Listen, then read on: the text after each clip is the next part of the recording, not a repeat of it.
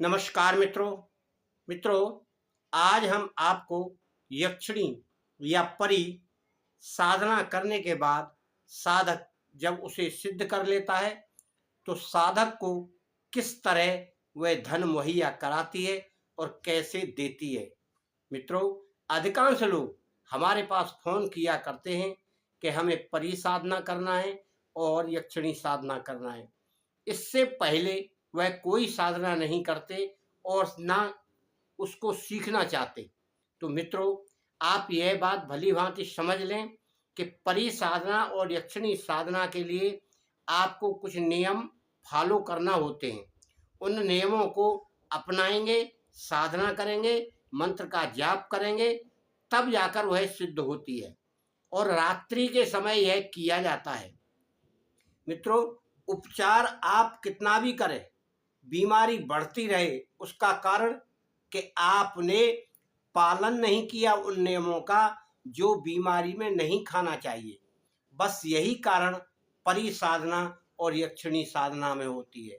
क्योंकि जब व्यक्ति साधना करने बैठता है तो उस समय पर उसे यम नियम को ध्यान में रखना होता है, खाने पीने पर ध्यान रखना होता है, रहने पर, बात करने पर, बोलने पर, इन सब पर थोड़ा सा नियंत्रण करके उसे यह साधना करना पड़ती है। तब जाकर वह अपना परिणाम बताती है या सिद्ध होकर वह अपना प्रभाव दिखाती है और आपके ऊपर वह असर दिखाएगी। तो आप जानेंगे कि हाँ, मुझे यह सिद्ध हो रही है। यदि कोई असर नहीं दिखता है तो आप समझिए कि अभी सिद्ध नहीं हुई है, मुझे अभी और मंत्र का जाप करना है। वैसे तो 1.25 लाख मंत्रों का प्राविधान है कि कम से कम इतने मंत्र तो आपको करना ही है, चाहे आप कोई सी भी परी या कोई सी भी यक्षिणी साधना करें। आपको नियम से जितनी माला जाप करना है उतना जाप करके और फिर आपको वह अगले दिन उसी समय पर उतनी ही माला का जाप करना है। उसके भोग का ध्यान रखना है, उसकी पूजा का ध्यान रखना है, उसके समय का ध्यान रखना है, वहीं सोना है और मंत्र का ध्यान रखना है, उच्चारण गलत ना हो। इस प्रकार से आप परी और यक्षिणी साधना करेंगे। हमने अपने एक शिष्य को कराया था, पहले उसको दीक्षा दी, दीक्षा के बाद उसने ध्यान लगाने की क्रिया सीखी। जब वह ध्यान लगाने की क्रिया को सिद्ध कर चुका तब उसने हमसे आज्ञा प्राप्त की कि गुरुजी, मुझे यक्षिणी साधना करनी है, क्या मैं कर सकता हूँ? तब हमने उसको आज्ञा दी और मार्गदर्शन दिया। मित्रों, इस तरह उसको सिद्ध हो गई तो उसको अनुभव हुआ कि उसके कंधे पर किसी ने हल्का हाथ लगाया और ठंडा ठंडा उसको महसूस हुआ। और कुछ ऐसा भी हुआ कि एक लड़की के रूप में अलग, साधना स्थल पर नहीं, अलग उसको दर्शन हुए और वह सोच में पड़ गया कि यह लड़की कैसे उससे बात कर रही है। बहुत छोटी लड़की थी, करीब 4-5 साल की।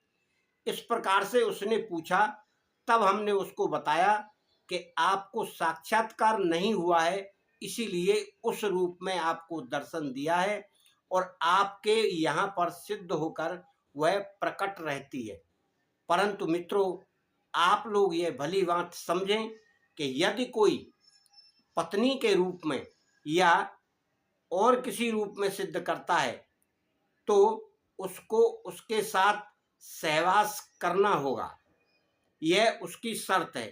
क्योंकि उस लोक से आने वाली जितनी भी परी यक्षिणियाँ हैं वह सब व्यक्ति के पास सहवास के लिए ही आती हैं, जिससे उनके कुछ पाप कर्म कम हो जाएं।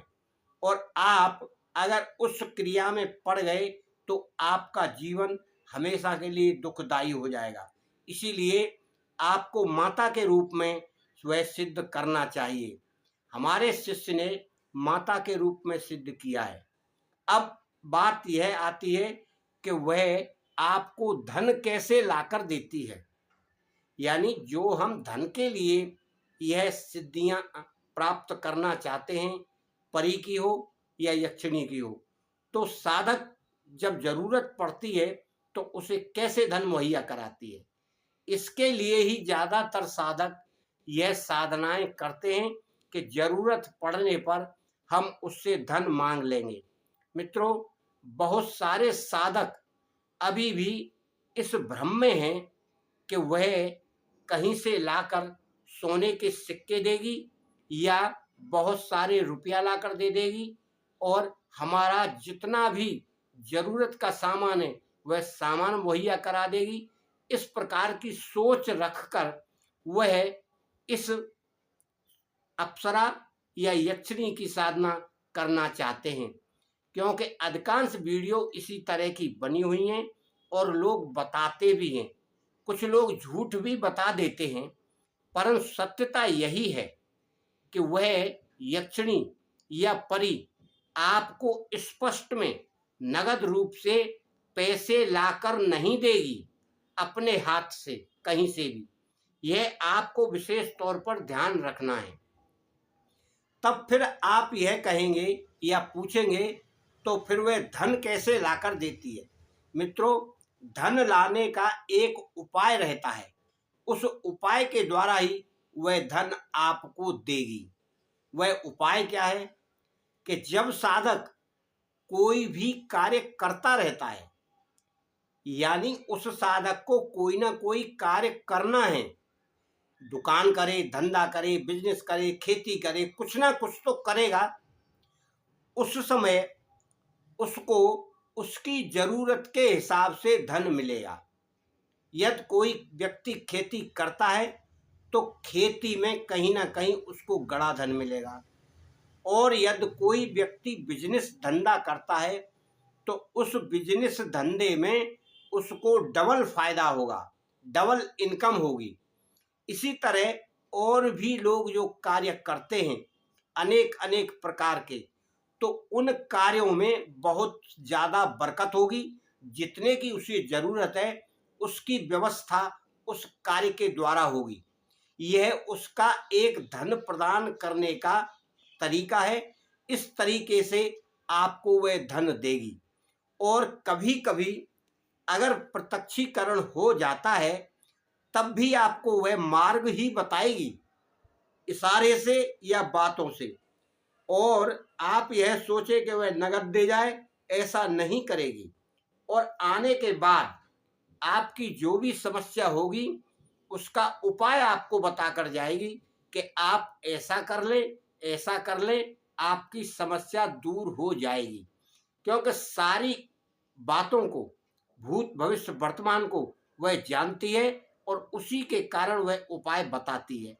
तो साधक विचलित ना होकर अगर अनुभव करता है, अपने मन में स्वयं अनुभव भी आने लगते हैं कि यार यह काम मेरा गलत है, इसे छोड़कर मैं यह कर लूँ, तो उसमें उसको फायदा होता है और उसमें उसे धन प्राप्त होता है।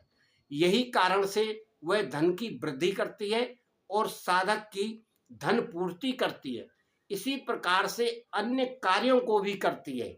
यदि कहीं कोई खतरा होगा तो वहां आपका मन बदल देगी कि आप वहां मत जाइए, और जहां आपको फायदा होगा वहां आपको जाने के लिए प्रेरित करेगी। इस प्रकार से परी और यक्षिणियां साधक को धन मुहैया कराती हैं, परंतु कभी कभी साधक के सामने प्रत्यक्ष भी हो जाती हैं।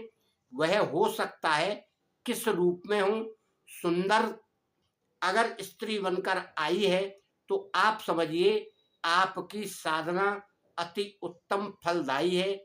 और अगर आप साधना किसी गलत तरीके से या साधना में कोई गलती कर रहे हैं तो हो सकता है वह दूसरा रूप, कुरूप रूप, जिससे आप डर जाएं, बनाकर आ सकती है। मित्रों, कभी भी आपको डरना नहीं है और रक्षा मंत्र का सहारा लेकर आपको मंत्र का जाप करना है। आपको खुशबू का महसूस हो तो समझ लीजिए कि यहाँ किसी का आगमन हो चुका है, क्योंकि उनमें बहुत दिव्य खुशबू आती है, क्योंकि उनका लोक अलग है, जहाँ खुशबू से भरे हुए माहौल में से वह जब निकल कर आती हैं तो साधक के आसपास आएंगी तो वह खुशबू अपने आप छोड़ती है। इस कारण से यह महसूस किया जा सकता है।